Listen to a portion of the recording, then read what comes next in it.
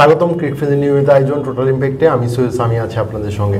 Rangpur Riders খেলছে global super লিগে। তারা লাহোর কালান্দার্সকে বৃষ্টি বিঘ্নিত ম্যাচে 23 রানে হারিয়ে ফাইনালে পৌঁছে গেছে। তাদের এই কামব্যাকটা নিয়ে কথা বলার জন্য হাজির হয়েছি। আমার সঙ্গে আছে মোহাম্মদ সাদমান। সাদমান, স্বাগত। ধন্যবাদ।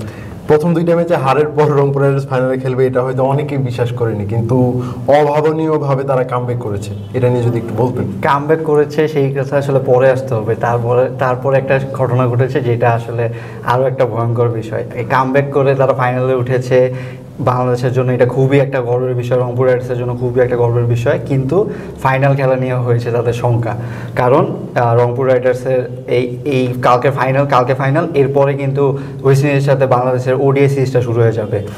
কিছু সময় গ্যাপের মধ্যেই তাদের ওডিআই সিরিজ শুরু হবে। রংপুর রাইডার্সের 3 জন প্লেয়ার রয়েছেন, সৌম্য সরকার, আফিফ হোসেন এবং রিশাদ হোসেন। এই 3 জন কিন্তু ওয়ানডে স্কোয়াডে রয়েছে। বিসিবি এই 3 জন প্লেয়ারকে শুধু গ্রুপ স্টেজ পর্যন্ত এনওসি দিয়েছিল।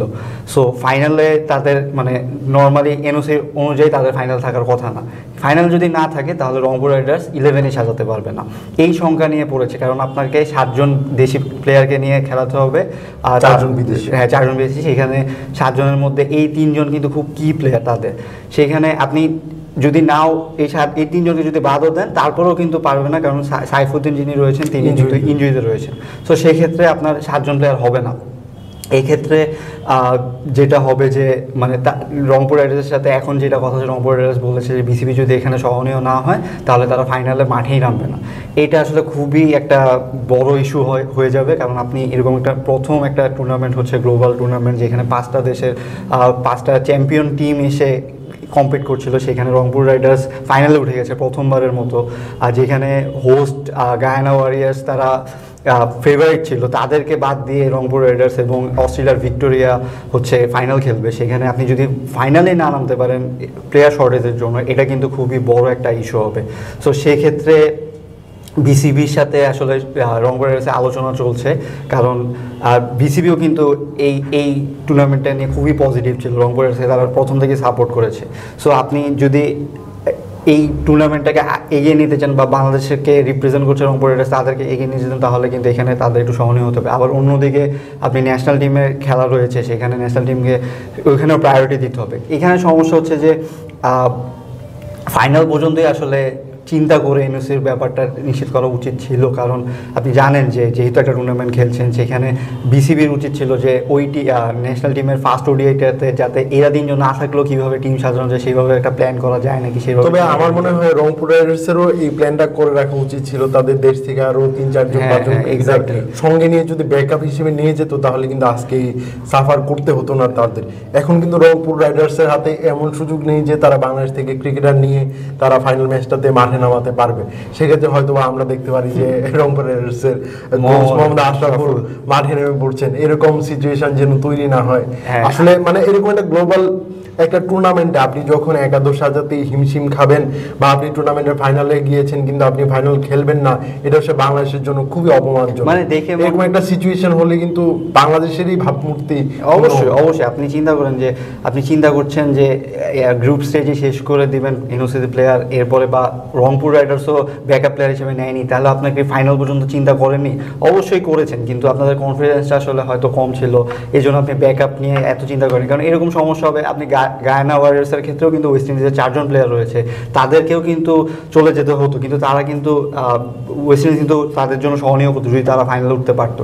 কিন্তু এরপরেও তারা যেহেতু উঠেনি, তাদের এটা নিয়ে সমস্যা নেই। কিন্তু বাংলাদেশের জন্য এটা কিন্তু খুবই বড়। বাংলাদেশের 2টি ম্যাচ ফার্স্টে হেরেছিল, এই ভিক্টোরিয়ার কাছেও কিন্তু রংপুর রাইডার্স হেরেছে। সো এই যে একটা কামব্যাক হলো, একটা দুর্দান্ত কামব্যাক হলো, সেইখান থেকে আপনি ফাইনাল যদি না খেলতে পারেন সেটা আসলে খুবই কষ্টদায়ক হবে এবং ভাবমূর্তি নষ্ট হবে, যেটা বলছিলেন। কারণ আপনি রংপুর রাইডার্সের এর আগে গতকালে কিন্তু আমরা ইমরান তাহিরের ওদের অ্যালিগেশন নিয়ে কথা বলছিলাম, যে একটা বড় অ্যালিগেশন যে তার কন্ট্রাক্ট ফি তারা দেয়নি।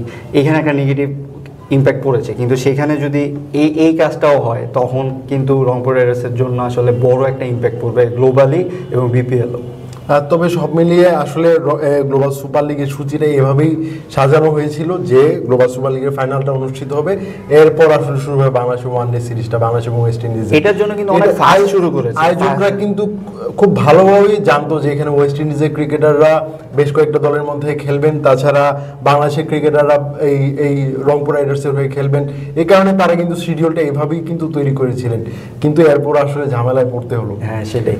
যদি আমি আজকে সব ভোরবেলা যে ম্যাচটা হলো রংপুর রাইডার্স এবং লাহোর কালান্দার্সের মধ্যকার বৃষ্টি বিঘ্নিত এই ম্যাচটাতে কিন্তু দারুণ খেলেছে রংপুর রাইডার্স, তারা শুরু থেকে স্ট্রাইক রোডে টুকালে খেলেছে।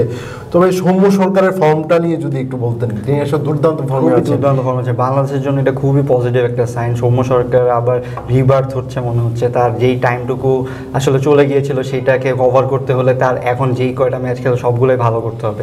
আমার মনে হচ্ছে আজকে তিনি 13 বলে 22 রানের একটা সুযোগ হয়েছে, 9 ওভার মাত্র খেলা হয়েছে বৃষ্টির জন্য, সেখানে কিন্তু 85 রান করেছে। সো সেখানে তার কিন্তু 13 বলে 22 রানের একটা ইনিংস রয়েছে। এই টাচটা কিন্তু টি-20-র জন্য খুবই ভালো। সামনে আরও টি-20 টুর্নামেন্ট রয়েছে, সেখানে সৌম্য সরকার যদি এরকম পারফর্ম করে যায় তাহলে আমাদের ওপেনারদের একটা ঘাটতি যেটা রয়েছে সেটা কিন্তু পূরণ হতে পারে। সৌম্য সরকারের আমরা বলছিলাম, ইভেন শেখ মাহাদি কিন্তু আজকে প্রথম ওভারে 3 উইকেট নিয়ে নিয়েছেন। শেখ মাহাদিকে যে পাওয়ার প্লেতে বোলিং করেন, তিনিও কিন্তু দলের ম্যাচ হয়েছেন, তিনি কিন্তু দলের বাইরে রয়েছেন। এই যে এই পারফরমেন্সগুলো কিন্তু আসলে বিসিবির সিলেক্টরদের নজরে আসবে, তারা কিন্তু আবার ন্যাশনাল টিমের জন্য তাদের হয়তো কনসিডার করবে। সো এই টুর্নামেন্টের এদের পারফরমেন্সটা খুবই দরকার ছিল এবং তারা আপ টু দ্য মার্ক করেছে আমার যেটা মনে হয়। তবে আপনি আসলে ফাইনালের জন্য রংপুরের যদি খেলে এই প্লেয়ারগুলো যদি মানে এই টিমটার হয়ে খেলতে পারে তাহলে রংপুর রাইডার্সকে কতটা ফেভারিট ধরবেন আর কি? এখন যেভাবে একটা কামব্যাক হয়েছে সেখানে কিন্তু তারা এখন মোটামুটি বলা যায় ফেভারিট বা ফাইট দেওয়ার জন্য প্রস্তুত। কারণ আপনি ভিক্টোরিয়ার সাথে আমার যতটুকু মনে হয় তারা মনে হয় 10 রানে হেরেছিল, মানে খুবই হাড্ডাহাড্ডি লড়াই হয়েছিল। সো সেখান থেকে আপনি যদি রংপুর রাইডার্স ফাইনাল খেলে আমার মনে হয় চ্যাম্পিয়ন হয়ে আসলে তারা ফিরবে। কারণ এই যে ইমরান তাহিরের এলিগেশন, এটা কিন্তু খুব বড় একটা মেন্টাল গেম ছিল, সেটা কিন্তু সেটা জয় করেছে।